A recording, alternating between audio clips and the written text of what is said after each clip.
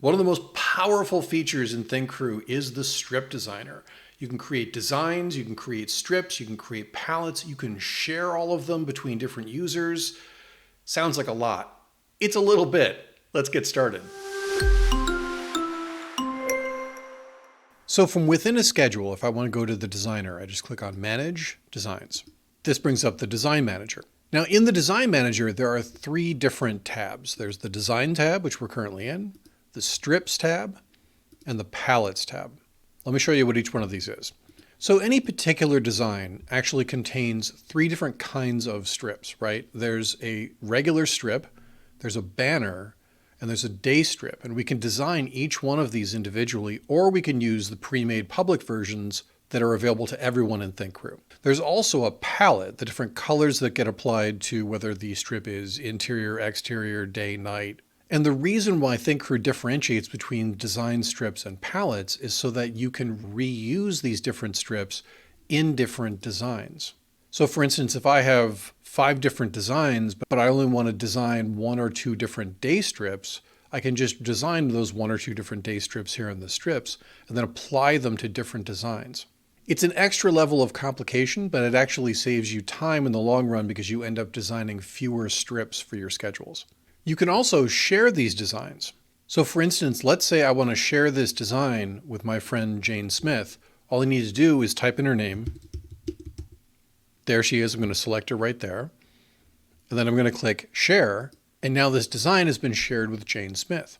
I can also change her permission level. Right now, Jane can view the strip and use it in her schedules. But if I want Jane to be able to edit this as well, I can just change that to edit. And now Jane has the ability to edit the strip. And of course, if I want to take the strip away from Jane, all I need to do is select her, click Remove, and now Jane no longer has that strip.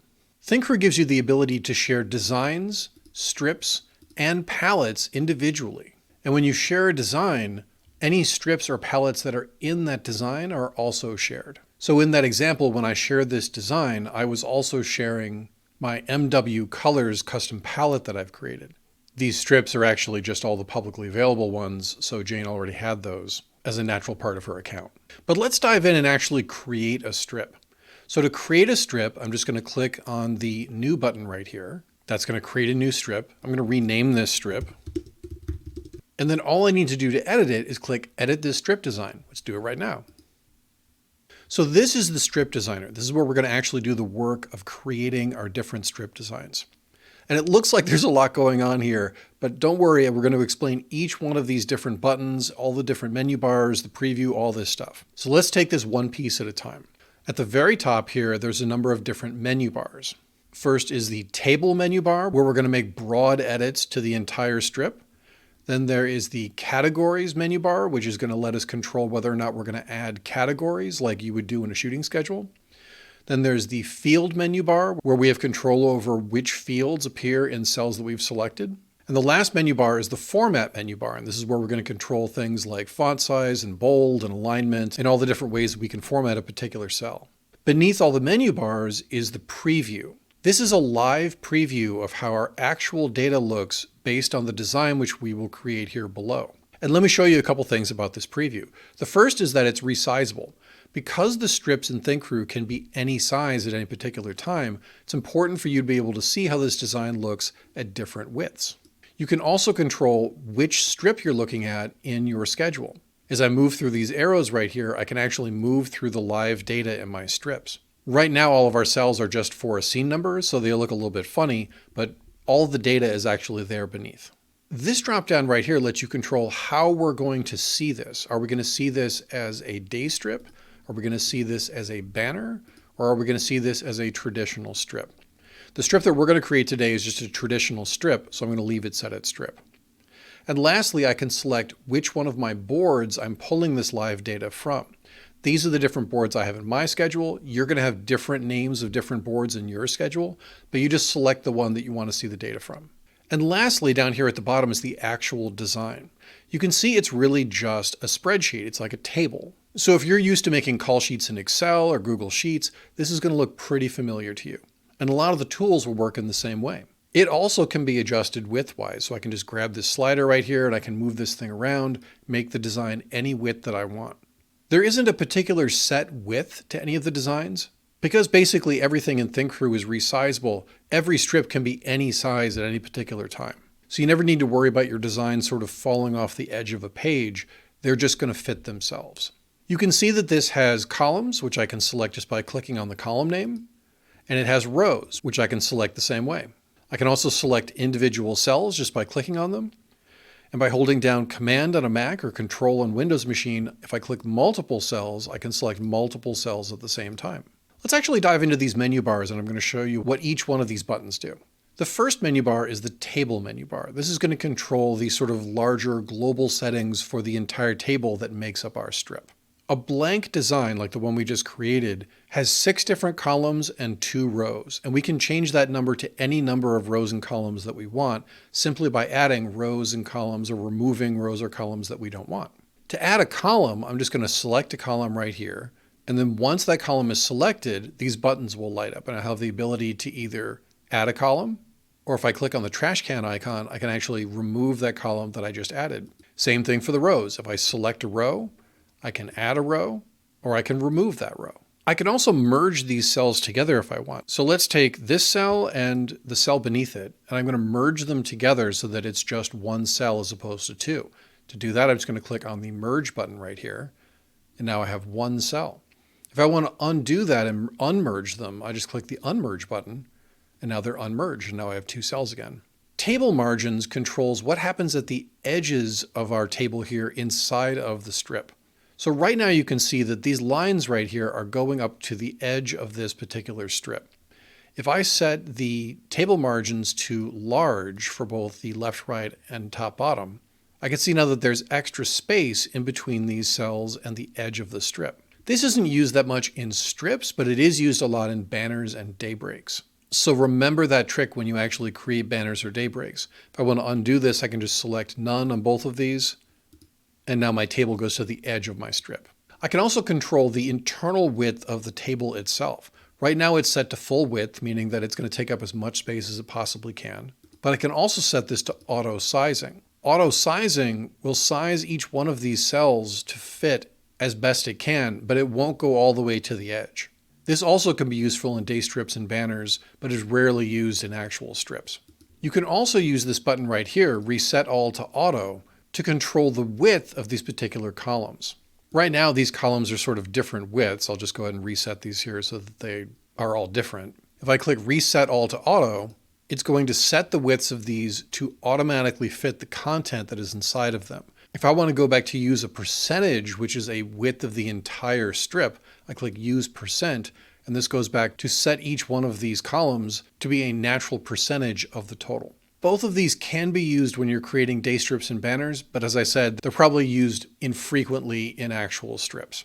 If I want to add categories to this strip, for instance, if I wanted to make this strip into a shooting schedule, I could click on the Include Categories button right here, and it's going to throw any elements that appear in categories for this strip at the bottom of this strip. And let me move through the strips here and I can see the different data and how it appears in this strip that I'm designing. There's a couple extra buttons here. If I want to use all categories, meaning that any elements that appear in this strip naturally will appear in this list, then I keep Use All Categories checked.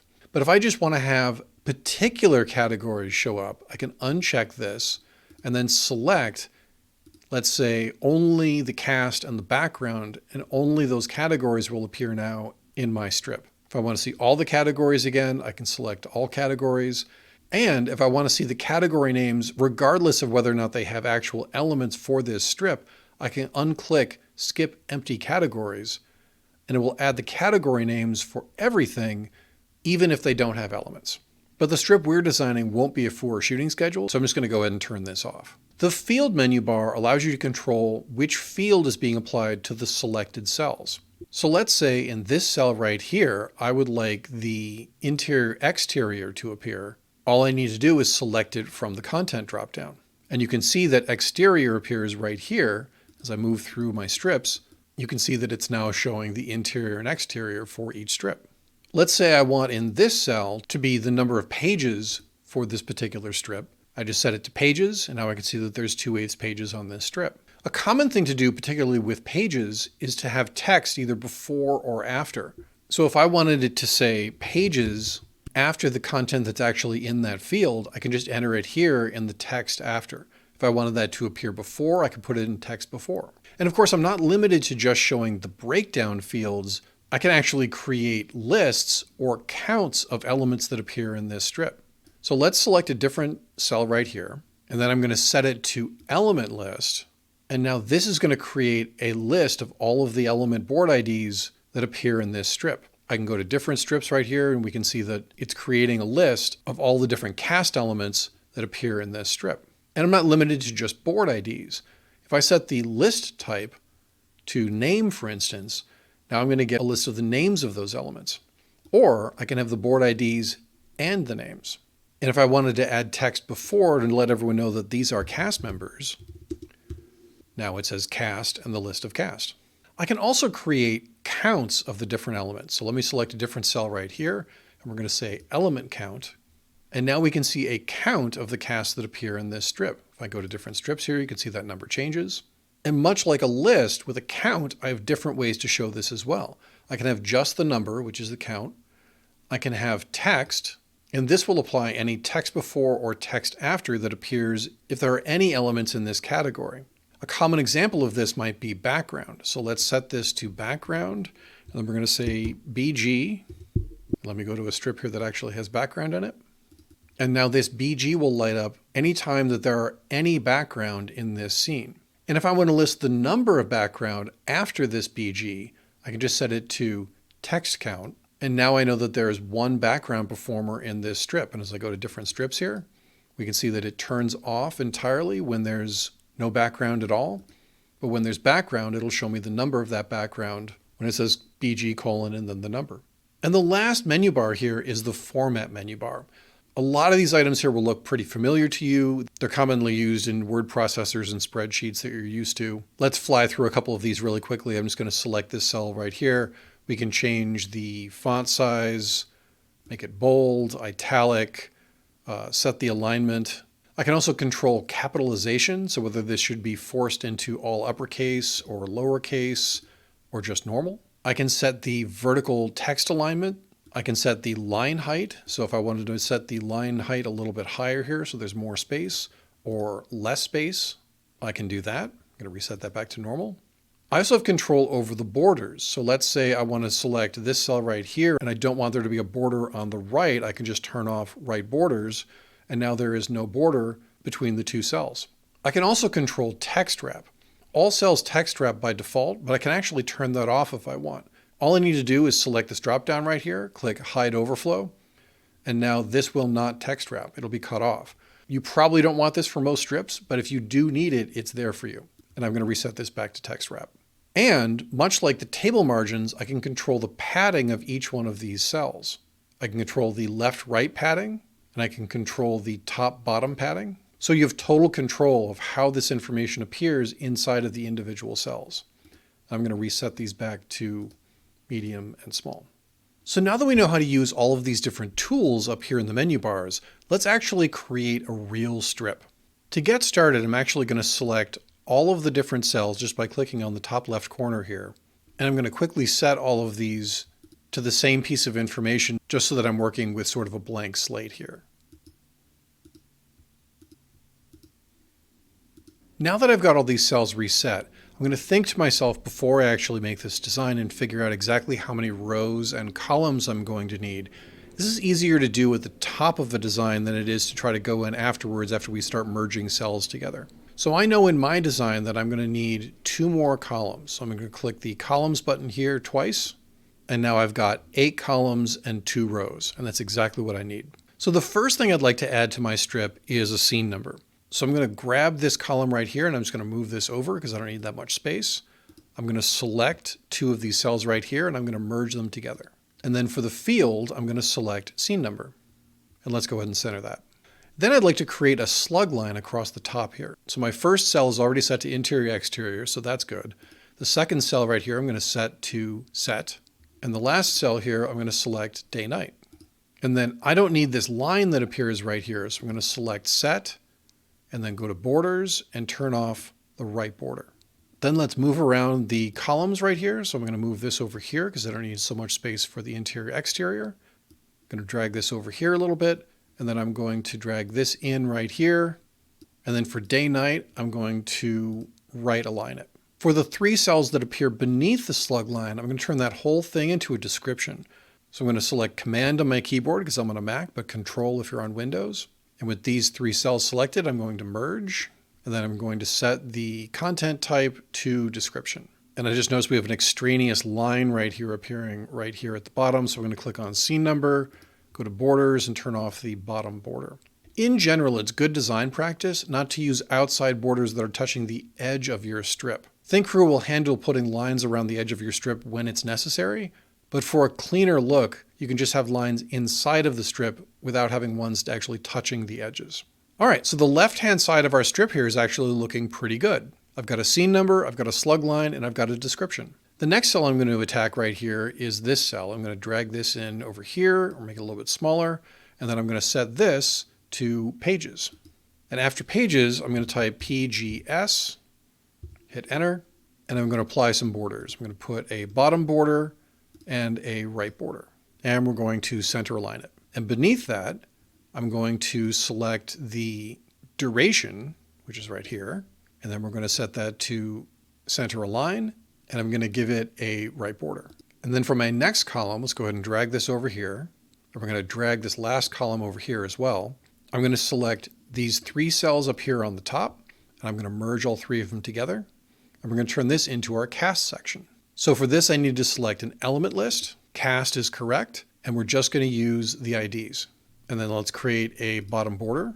And then for these last 3 cells down here, we're going to do something fairly clever. Let's select this first cell right here. And what I want to appear right here is a count of the background, which we did before. So I'm going to select element count, background, and the text before is going to be BG, colon, and let's give this a right border. And then for the next cell, I like to show how many picture vehicles I've got in this particular strip. So we're going to set this to element count. I'm going to select vehicles. And for the text before, I'm going to put VEH for vehicles. And then let me go to a strip here that actually has some vehicles in it. There's one. Oh, I got to switch this to text count to make my label show up. Now I show vehicles 1. And then for this last one, I just want to show the word stunts if there are any stunts in this strip. So how do we do that? Well, we go to element count. We're going to set text before to stunts. I'm going to set the field to stunts. And then instead of count, it's just going to say text. And then let's see if we can find a strip here that's got some stunts in it. Here's a strip that has stunts in it. So whenever there are any stunts in this strip, the word stunts is going to appear right here.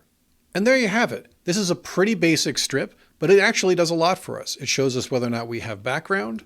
It shows if we have vehicles. We've got a slug line, description, the page count, duration if we had that, and a full list of all the cast. And of course, this will resize itself depending on how wide we make the strip when we're working with it in our boards. If you have any questions at all about this or any other topics, email us at this address right here or hit us up on social media. Don't forget to hit that like button, click subscribe, and turn on alerts so you don't miss any of our future videos. Thank you for watching, and that's a wrap.